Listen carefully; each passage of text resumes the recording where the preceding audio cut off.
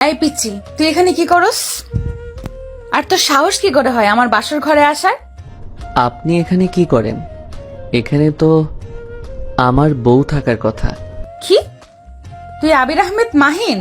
হুম। আপনি কি মাইশা রহমান টিয়া নাকি? টিয়া মাহিনের কথা শুনে কান্না করতে লাগলো।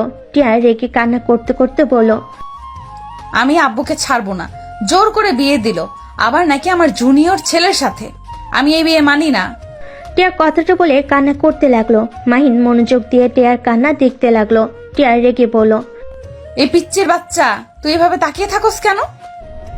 সরি, আমি তো আজ বিয়ে করলাম। আমার তো এখনো বাচ্চা হয় নাই, বাট তুমি চাইলে। কথাটা বলে লজ্জায় মুখ হাত দিয়ে ঢাকলো। টিয়া আরো রেগে গিয়ে বলল, তোর কি আমার কথা মজা লাগছে নাকি? দেখ মাহিন, রাগ তুলিস না, এখন এই রুম থেকে বের হয়ে যা। ও মা, চলে কেন যাব? শ্বশুর তো আমাকে ঘর জামাই রাখছে। এইটা আমার বউয়ের রুম, তাই আমি কোথাও যাচ্ছি না। যাবি এখন এখান থেকে? আমি তোকে বর হিসেবে মেনে নেব না, যা এখান থেকে। হ্যাঁ। মাহিনের কথা শুনে টিয়া ভোর কুচকে তাকিয়ে সোজা মাহিনের মুখে ঘুষি মারলো। মাহিনের নাকে লাগাতে মাহিন ব্যথায় চিৎকার করে উঠল। মাহিন নাক চেপে ধরে বলল, তুই মানুষ নাকি গাধা যে বুদ্ধি নাই? আমার নাকে মেরে রক্ত বের করে দিলে। তুই নাম আমার খাট থেকে, না হয় আরো মার খাবি। মাহিন কিছু না বলে সোফায় বসে রুমাল দিয়ে নাকের রক্ত মুছতে লাগলো। টিয়া খাটের উপর হয়ে শুয়ে থেকে কান্না করতে লাগলো। মাহিন ওয়াশরুমে গিয়ে নাক ধুয়ে বের হয়ে ব্যাগ থেকে শার্ট প্যান্ট বের করে আবার ওয়াশরুমে গিয়ে পোশাক পরিবর্তন করে নিল। টিয়ার সাথে কোনো কথা না বলে খাটে শুয়ে পড়বে। সাথে সাথে টিয়া বলল, একদম আমার সাথে ঘুমাতে আসবি না। মাহিন, রুম থেকে বের হয়ে যা, আর না হয় বারান্দায় গিয়ে ঘুমা।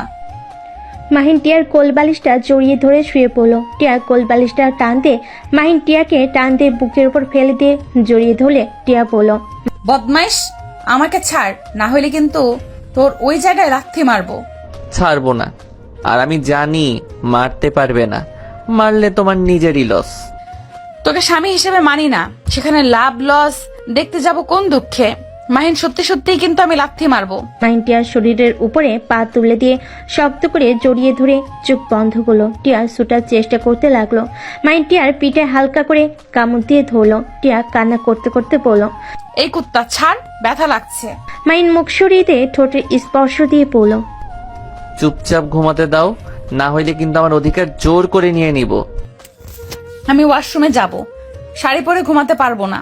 মাহিন টিয়ার কথা শুনে ছেড়ে দিল। টিয়া খাট থেকে নেমে ওয়াশরুমে চলে গেল। মাহিন খাট থেকে নেমে বারান্দায় চলে গেল। মাহিন ওর আব্বুকে কল দিল। কল রিসিভ করতেই বলল, কিরে, কল দিয়েছিস কেন? আমাকে কেন ওনার সাথে জোর করে বিয়ে দিলে আব্বু? তুমি কি পাগল হয়ে গেছো? তুমি জানো উনি আমার ভার্সিটিতে পড়ে। এমনিতে আমার ওনার সাথে পড়ে না, আবার তার উপরে কিনা সেই আমার বউ। এইখন তোর জন্য পারফেক্ট, তোর জন্য টিয়া বেস্ট। কথাটা বলে হাসতে লাগলো। মাহিন রাগ করে বলল, একদম হাসবে না, আমার মাথা গরম হইলে খুব খারাপ হয়ে যাবে।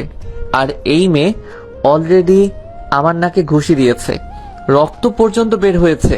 মাহিনের কথা শুনে আরো জোরে জোরে হাসতে লাগলো আর বলতে লাগলো, এটাই তো গুড নিউজ। যা, মনে মতো একটা বৌমা পেয়েছি। আগে যদি জানতাম আমার বন্ধুর এমন একটা মেয়ে আছে, তাহলে আরো আগে বিয়ে করিয়ে দিতাম। লাভ হবে না, আমাকে